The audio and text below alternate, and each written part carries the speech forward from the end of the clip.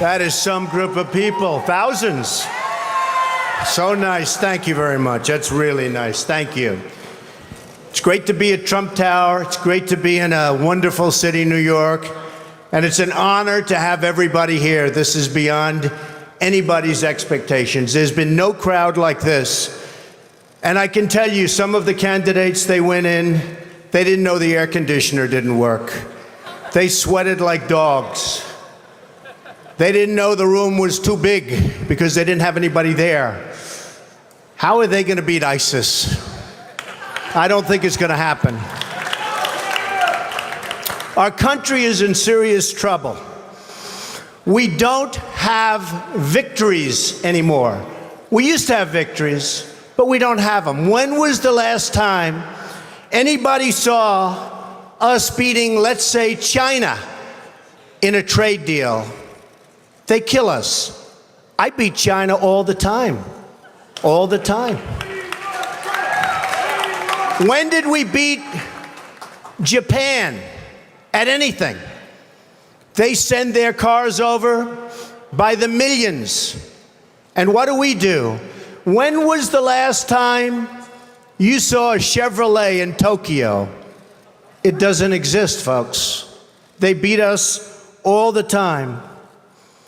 When do we beat Mexico at the border? They're laughing at us, at our stupidity. And now they're beating us economically. They are not our friend, believe me. But they're killing us economically. The U.S. has become a dumping ground for everybody else's problems. Thank you. It's true. And these are the best and the finest. When Mexico sends its people, they're not sending their best. They're not sending you. They're not sending you. They're sending people that have lots of problems, and they're bringing those problems with us. They're bringing drugs, they're bringing crime, they're rapists, and some, I assume, are good people. But I speak to border guards, and they tell us what we're getting. And it only makes common sense. It only makes common sense. They're sending us not the right people. It's coming from more than Mexico. It's coming from all over South and Latin America, and it's coming probably from the Middle East. But we don't know, because we have no protection and we have no competence. We don't know what's happening. And it's got to stop. And it's got to stop fast. Islamic terrorism is eating up large portions of the Middle East. They become rich. I'm in competition with them. They just built a hotel in Syria. Can you believe this? They built a hotel. When I have to build a hotel, I pay interest. They don't have to pay interest because they took the oil that when we left Iraq, I said we should have taken. So now ISIS has the oil. And what they don't have, Iran has. And in and I will tell you this, and I said it very strongly, years ago, I said, and I love the military, and I want to have the strongest military that we've ever had, and we need it more now than ever, but I said, don't hit Iraq, because you're going to totally destabilize the Middle East. Iran is going to take over the Middle East. Iran and somebody else will get the oil. And it turned out that Iran is now taking over Iraq. Think of it. Iran is taking over Iraq. And they're taking it over big league. We spent $2 trillion in Iraq. $2 trillion. We lost thousands of lives, thousands in Iraq. We have wounded soldiers who I love. I love. They're great. All over the place. Thousands and thousands of wounded soldiers. And we have nothing. We can't even go there. We have nothing. And every time we give Iraq equipment, the first time a bullet goes off in the air, they leave it. Last week I read 2,300 Humvees These are big vehicles were left behind for the enemy. 2,000, you would say maybe 2, maybe 4, 2,300 sophisticated vehicles they ran, and the enemy took them. We need Trump now! You're right.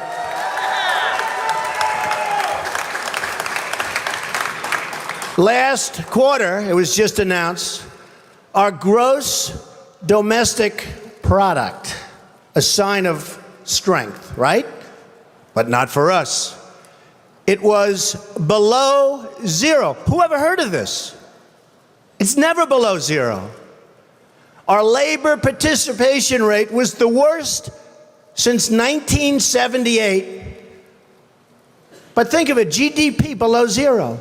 Horrible labor participation rate. And our real unemployment is anywhere from 18 to 20%. Don't believe the 5.6. Don't believe it. That's right, a lot of people up there can't get jobs. They can't get jobs because there are no jobs. Because China has our jobs and Mexico has our jobs. They all have our jobs. But the real number is anywhere from 18 to 19 and maybe even 21%. And nobody talks about it because it's a statistic that's full of nonsense. We want jobs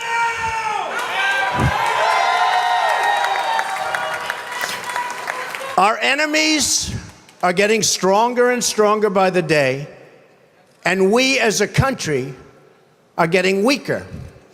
Even our nuclear arsenal doesn't work. It came out recently. They have equipment that's 30 years old. They don't even know if it worked. And I thought it was horrible when it was broadcast on television, because boy, does that send signals to Putin and all of the other people that look at us and they say, that is a group of people and that is a nation that truly has no clue. They don't know what they're doing. They don't know what they're doing. We have a disaster called the big lie, Obamacare. Obamacare. Yesterday it came out that costs are going for people up 29, 39, 49, and even 55%. And deductibles are through the roof. You have to get hit by a tractor, literally a tractor, to use it, because the deductibles are so high, it's virtually useless. It is a disaster. And remember the $5 billion website. $5 billion we spent on a website. And to this day, it doesn't work. A $5 billion website. I have so many websites. I have them all over the place. I hire people. They do a website. It costs me $3. $5 billion website.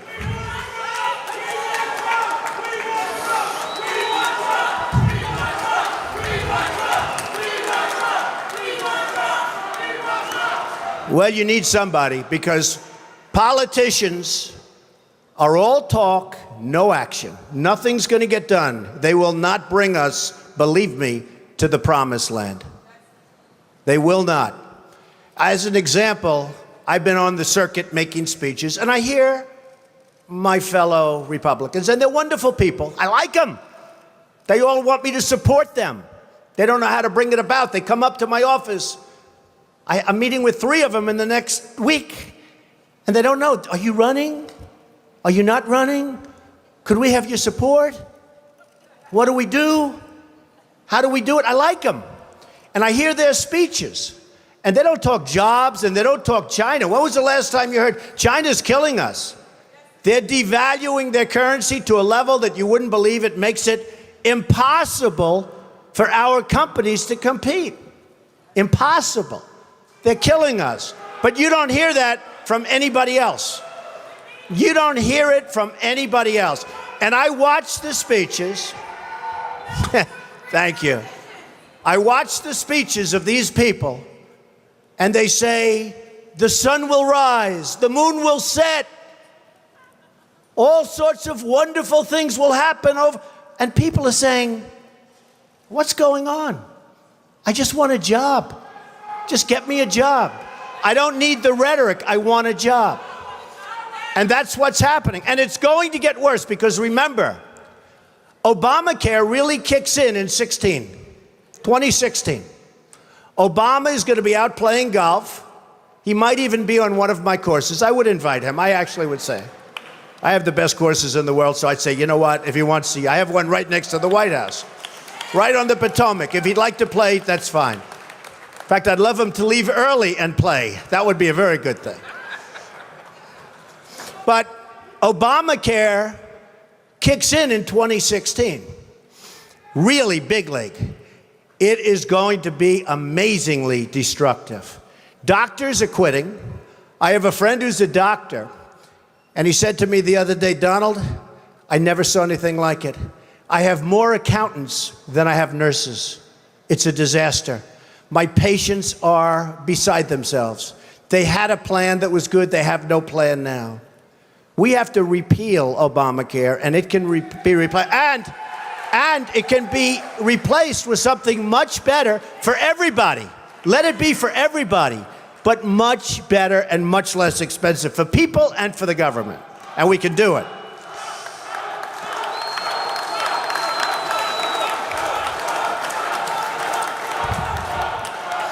So, I've watched the politicians. I've dealt with them all my life. If you can't make a good deal with a politician, then there's something wrong with you. You're certainly not very good. And that's what we have representing us. They will never make America great again. They don't even have a chance. They're controlled fully. They're controlled fully by the lobbyists, by the donors, and by the special interests, fully. They control them. Hey, I have lobbyists, I have to tell you. I have lobbyists that can produce anything for me. They're great. But you know what? It won't happen. It won't happen. Because we have to stop doing things for some people, but for this country, it's destroying our country. We have to stop, and it has to stop now. Now, our country needs a truly great leader. And we need a truly great leader now. We need a leader that wrote The Art of the Deal.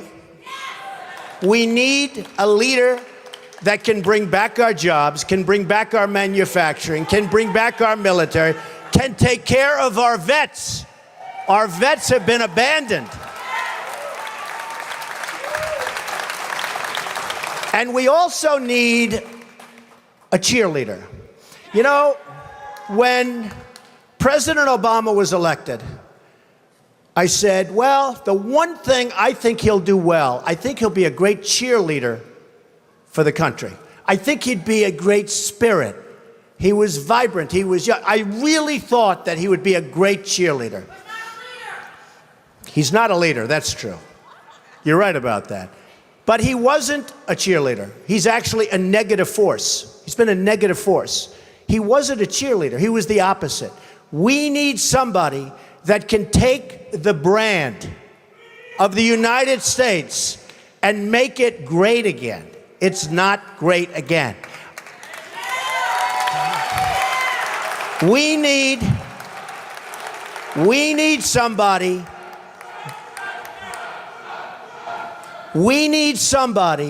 that literally will take this country and make it great again. We can do that. And I will tell you, I love my life. I have a wonderful family. They're saying, Dad, you're going to do something that's going to be so tough. You know, all of my life I've heard that a truly successful person, a really, really successful person, and even modestly successful, cannot run for public office. Just can't happen. And yet that's the kind of mindset that you need to make this country great again. So ladies and gentlemen, I am officially running for President of the United States, and we are going to make our country great again.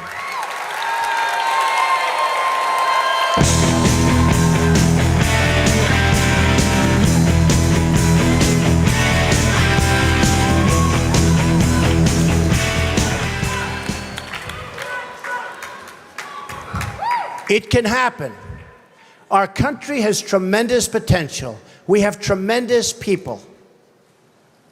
We have people that aren't working. We have people that have no incentive to work. But they're going to have incentive to work. Because the greatest social program is a job.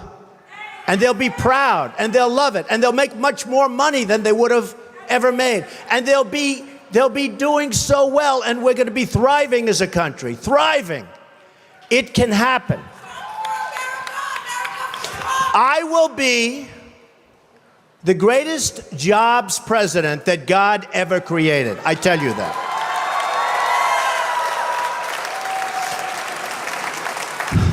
I'll bring back our jobs from China, from Mexico, from Japan, from so many places. I'll bring back our jobs, and I'll bring back our money. Right now, think of this. We owe China $1.3 trillion. We owe Japan more than that. So they come in, they take our jobs, they take our money, and then they loan us back the money, and we pay them in interest. And then the dollar goes up, so their deal's even better. How stupid are our leaders? How stupid are these politicians to allow this to happen? How stupid are they?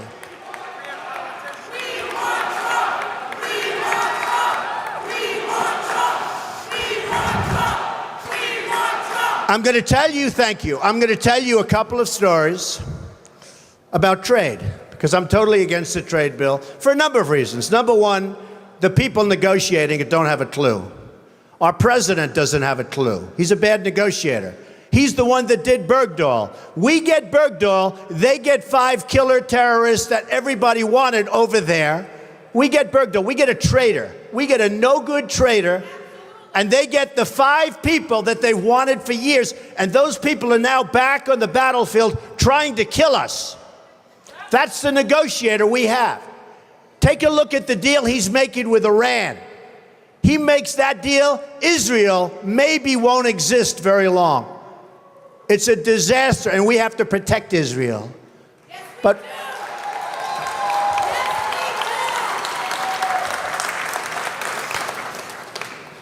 so we need people. I'm a free trader.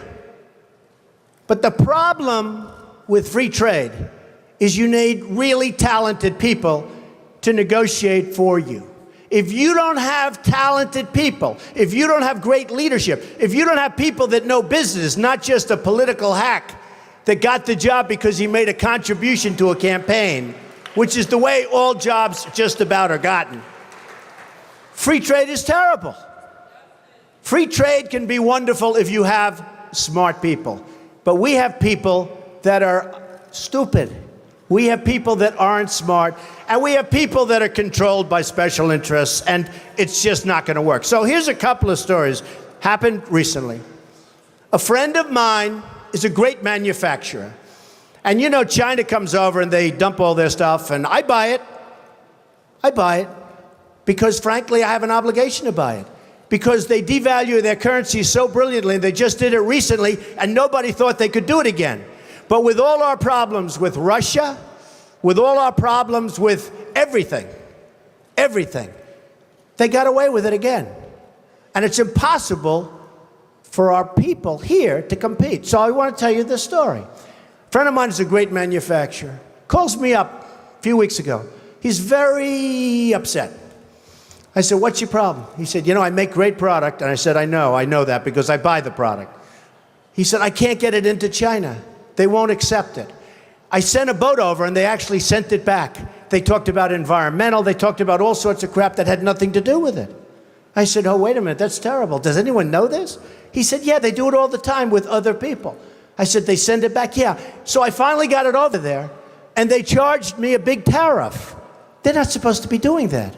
I told them. Now, they do charge a tariff on trucks. When we send trucks and other things over there, ask Boeing. They wanted Boeing secrets. They wanted their patents and all their secrets before they agreed to buy planes from Boeing. Hey, I'm not saying they're stupid. I like China. I sell apartment for I just sold an apartment for $15 million to somebody from China. Am I supposed to dislike them?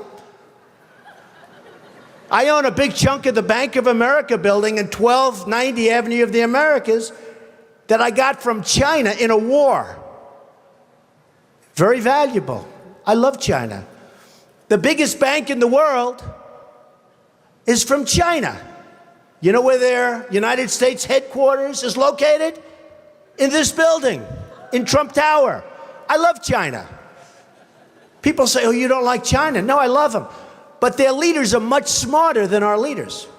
And we can't sustain ourselves with that. There's too much. It's like take the New England Patriots and Tom Brady and have them play your high school football team. That's the difference between China's leaders and our leaders.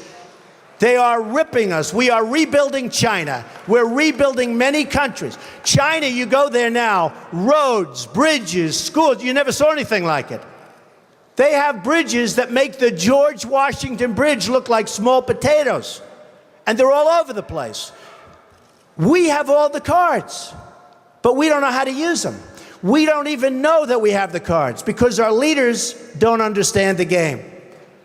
We could turn off that spigot by charging them tax until they behave properly. Now they're going militarily. They're building a military island in the middle of the South China Sea, a military island. Now, our country could never do that because we'd have to get environmental clearance. And the environmentalists wouldn't let our country. We would never build an ocean. They built it in about 1 year, this massive military port. They're building up their military to a point that is very scary. You have a problem with ISIS, you have a bigger problem with China. And in my opinion, the new China, believe it or not, in terms of trade, is Mexico. So this man tells me about the manufacturing. I say, that's a terrible story. I hate to hear it. But I have another one, Ford. So Mexico takes a company, car company, that was going to build in Tennessee, rips it out. Everybody thought the deal was dead. Reported in the Wall Street Journal recently. Everybody thought it was a done deal. It's going in, and that's going to be it, going into Tennessee. Great state, great people. All of a sudden, at the last moment, this big car manufacturer, foreign, announces they're not going to Tennessee. They're going to spend their $1 billion in Mexico instead. Not good. Now Ford announces a few weeks ago that Ford is going to build a $2.5 billion car and truck and parts manufacturing plant in Mexico. $2.5 billion. It's going to be one of the largest in the world. Ford, good company. So I announced that I'm running for president. I would, one of the early things I would do, probably before I even got in, and I wouldn't even use, I know the smartest negotiators in the world. I know the good ones, I know the bad ones, I know the overrated ones. You got a lot of them that are overrated. They're not good, they think they are. They get good stories because the newspapers get buffaloed. But they're not good. But I know the best negotiators in the world. And I'd put them one for each country. Believe me, folks, we will do very, very well. Very, very well. But I wouldn't even waste my time with this one. I would call up the head of Ford, who I know, if I was president. I'd say, congratulations. I understand that you're building a nice $2.5 billion car factory in Mexico, and that you're going to take your cars and sell them to the United States, zero tax, just flow them across the border. And you say to yourself, how does that help us, right? How does that help us? Where is that good? It's not. So I'd say, congratulations, that's the good news. Let me give you the bad news. Every car and every truck and every part manufactured in this plant that comes across the border, we're going to charge you a 35% tax. Okay? And that tax is going to be paid simultaneously with the transaction. And that's it. Now, here's what's going to happen. If it's not me in the position, it's one of these politicians that we're running against. You know, the 400 people that we're already against. And here's what's going to happen. They're not so stupid. They know it's not a good thing. And they may even be upset by it. But then they're going to get a call from their donors, or probably from the lobbyist for Ford, and say, you can't do that to Ford because Ford takes care of me and I take care of you, and you can't do that to Ford. And guess what? No problem. They're going to build in Mexico. They're going to take away thousands of jobs. It's very bad for us. So, under President Trump, here's what would happen. The head of Ford will call me back, I would say within an hour after I told him the bad news. But it could be he'd want to be cool, and he'll wait till the next day. You know, they want to be a little cool. And he'll say, please, please, please. He'll beg for a little while, and I'll say, no interest. Then he'll call all sorts of political people, and I'll say, sorry, fellas, no interest, because I don't need anybody's money. It's nice. I don't need anybody's money. I'm using my own money. I'm not using the lobbyists. I'm not using donors. I don't care. I'm really rich. I'll show you that in a second. And by the way, I'm not even saying that in a braggadocio. That's the kind of mindset, that's the kind of thinking you need for this country. So, because we got to make the country rich, it sounds crass. Somebody said, oh, that's crass. It's not crass. We got 18 trillion in debt. We got nothing but problems. We got a military that needs equipment all over the place. We got nuclear weapons that are obsolete. We've got nothing. We got Social Security that's going to be destroyed if somebody like me doesn't bring money into the country. All these other people want to cut the hell out of it. I'm not going to cut it at all. I'm going to bring money in, and we're going to save it. But here's what's going to happen. After I'm called by 30 friends of mine who contributed to different campaigns, after I'm called by all of the special interests and by the donors and by the lobbyists, and they have zero chance at convincing me, zero. I'll get a call the next day from the head of Ford. He'll say, please reconsider. I'll say no. He'll say, Mr. President, we've decided to move the plant back to the United States. We're not going to build it in Mexico. That's it. They have no choice. They have no choice. There are hundreds of things like that. I'll give you another example. Saudi Arabia. They make $1 billion a day. $1 billion a day. I love the Saudis. Many are in this building. They make $1 billion a day. Whenever they have problems, we send over the ships. We're going to protect. What are we doing? They got nothing but money. If the right person asked them, they pay a fortune. They wouldn't be there except for us. And believe me, you look at the border with Yemen. You remember Obama a year ago. Yemen was a great victory. 2 weeks later, the place was blown up. Everybody got, and they kept our equipment. They always keep our equipment. We just said used equipment, right? They always keep our equipment. We ought to send some real junk, because frankly, we ought to send our surplus. We're always losing this gorgeous brand new stuff. But look at that border with Saudi Arabia. Do you really think that these people are interested in Yemen? Saudi Arabia, without us, is gone. They're gone. And I'm the one that made all of the right predictions about Iraq. You know, all of these politicians that I'm running against now, it's so nice to say I'm running as opposed to if I run, I'm running. But all of these politicians that I'm running against now, they're trying to disassociate. I mean, you looked at Bush, it took him 5 days to answer the question on Iraq. He couldn't answer the question, he didn't know. I said, is he intelligent? Then I looked at Rubio. He was unable to answer the question. Is Iraq a good thing or a bad thing? He didn't know. He couldn't answer the question. How are these people going to lead us? How are we going to go back and make it great again. We can't. They don't have a clue. They can't lead us. They can't. They can't even answer simple questions. It was terrible. But Saudi Arabia is in big, big trouble. Now, thanks to fracking and other things, the oil is all over the place. And I used to say it. There are ships at sea, and this was during the worst crisis, that were loaded up with oil. And the cartel kept the price up. Because again, they were smarter than our leaders. They were smarter than our leaders. There is so much wealth out there that can make our country so rich again, and therefore make it great again. Because we need money. We're dying. We're dying. We need money. We have to do it. And we need the right people. So, Ford will come back. They'll all come back. And I will say this. This is going to be an election, in my opinion, that's based on competence. Somebody said, thank you, darling.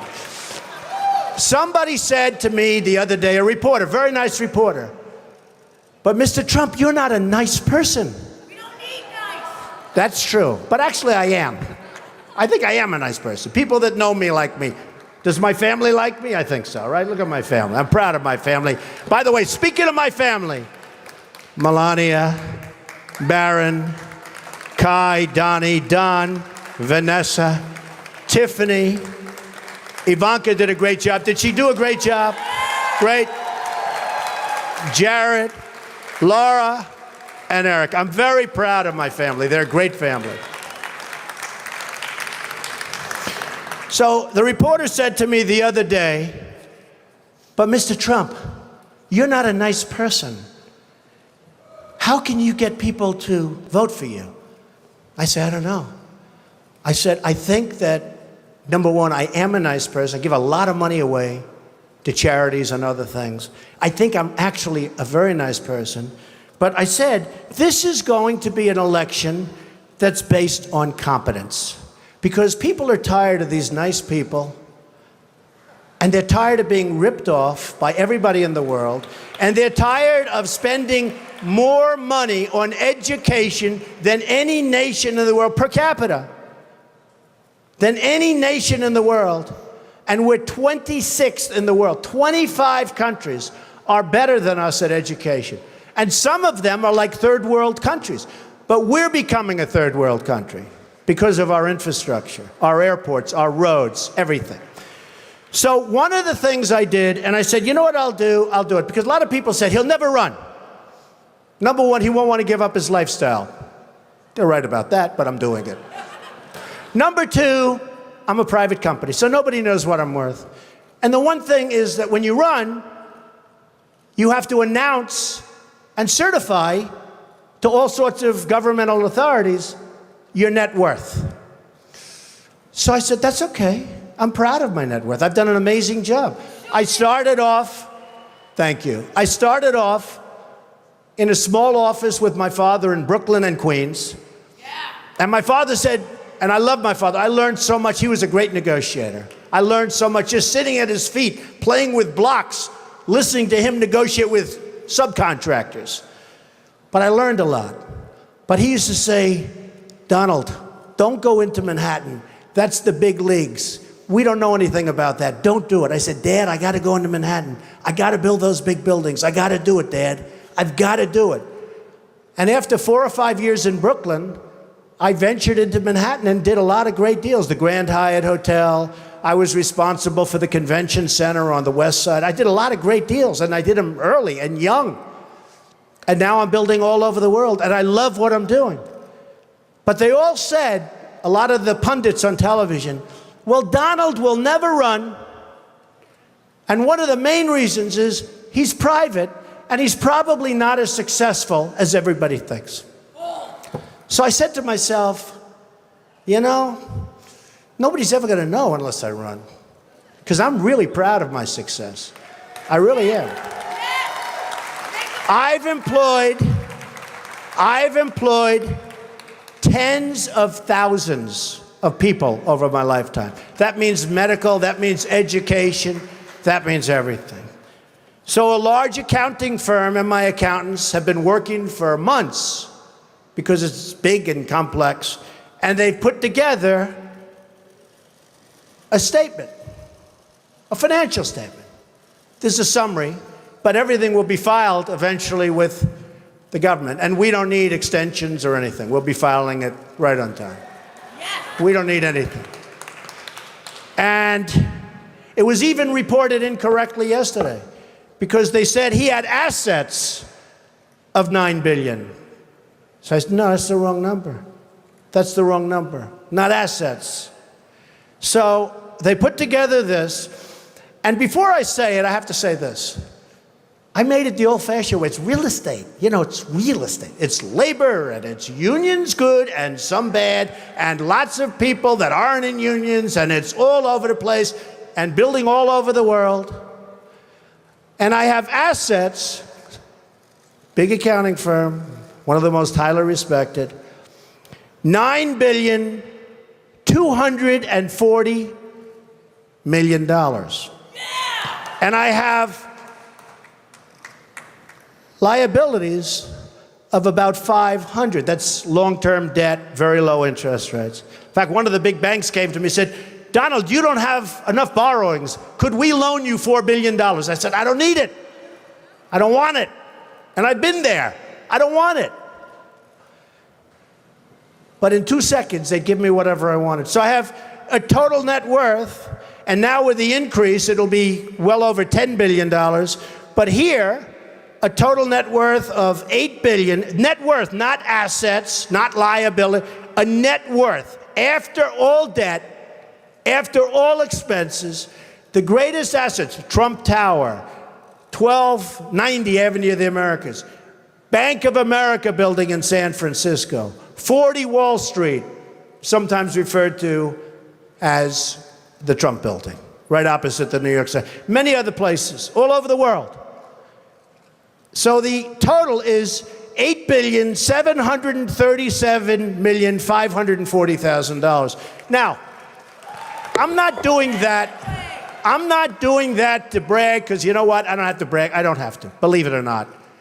I'm doing that to say that that's the kind of thinking our country needs. We need that thinking. We have the opposite thinking.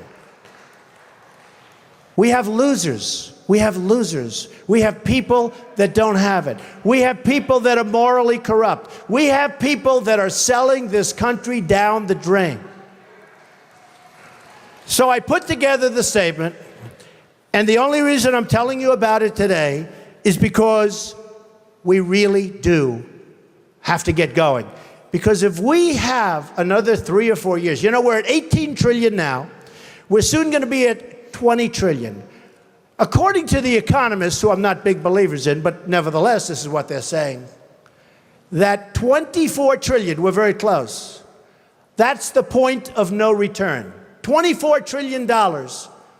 We will be there soon. That's when we become Greece. That's when we become a country that's unsalvageable. And we're going to be there very soon. We're going to be there very soon. Make America strong! So, just to sum up, I would do various things very quickly. I would repeal and replace the big lie Obamacare. I would build a great wall, and nobody builds walls better than me, believe me. And I'll build them very inexpensively. I will build a great, great wall on our southern border, and I will have Mexico pay for that wall. Mark my words. Nobody would be tougher on ISIS than Donald Trump. Nobody. I will find within our military, I will find the General Patton, or I will find General MacArthur. I will find the right guy. I will find the guy that's going to take that military and make it really work. Nobody will be pushing us around. I will stop Iran from getting nuclear weapons, and we won't be using a man like Secretary Kerry that has absolutely no concept of negotiation, who's making a horrible and laughable deal, who's just being tapped along as they make weapons right now, and then goes into a bicycle race at 72 years old and falls and breaks his leg. I won't be doing that. And I promise I will never be in a bicycle race. That I can tell you. I will immediately terminate President Obama's illegal executive order on immigration. Immediately. Fully support and back up the Second Amendment. Now, it's very interesting. Today I heard it. Through stupidity, in a very, very hardcore prison, interestingly named Clinton, two vicious murderers, two vicious people escaped, and nobody knows where they are. And a woman was on television this morning, and she said, you know, Mr. Trump, and she was telling other people, and I actually called her, but she said, you know, Mr. Trump, I always was against guns. I didn't want guns. And now, since this happened, it's up in the prison area. My husband and I are finally in agreement because he wanted the guns. We now have a gun on every table. We're ready to start shooting. I said, very interesting. So protect the Second Amendment. End Common Core. Common Core it is a disaster. Bush is totally in favor of Common Core. I don't see how he can possibly get the nomination. He's weak on immigration. He's in favor of Common Core. How the hell can you vote for this guy? You just can't do it. We have to end. Education has to be local. Rebuild the country's infrastructure. Nobody can do that like me. Believe me. It will be done on time, on budget, way below cost, way below what anyone ever thought. I look at these roads being built all over the country, and I say, I can build those things for 1/3. What they do is unbelievable. How bad?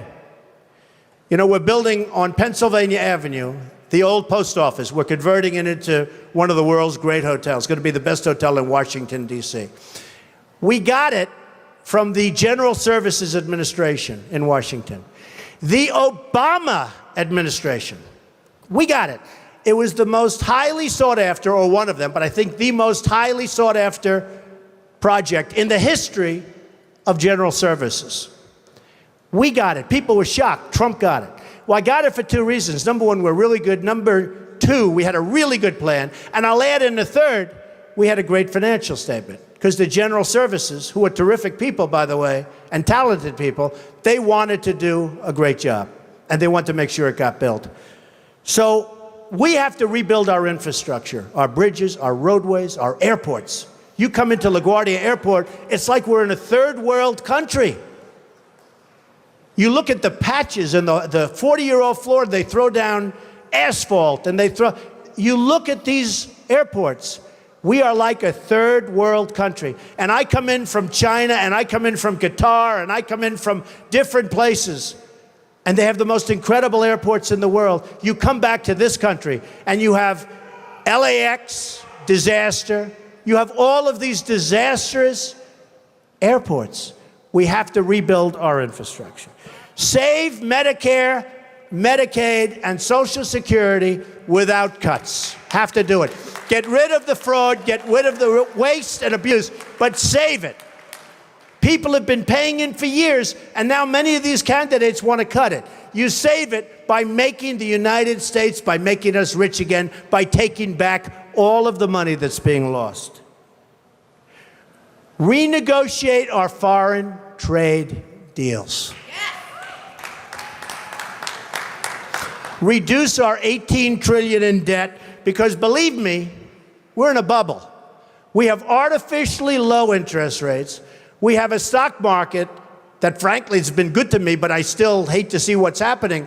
We have a stock market that is so bloated. Be careful of a bubble, because what you've seen in the past might be small potatoes compared to what happens. So be very, very careful. And strengthen our military and take care of our vets. So, so important.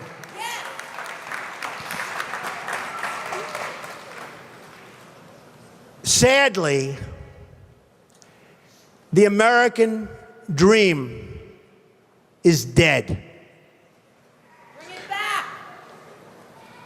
But if I get elected president, I will bring it back bigger and better and stronger than ever before, and we will make America great again. Thank you. Thank you very much.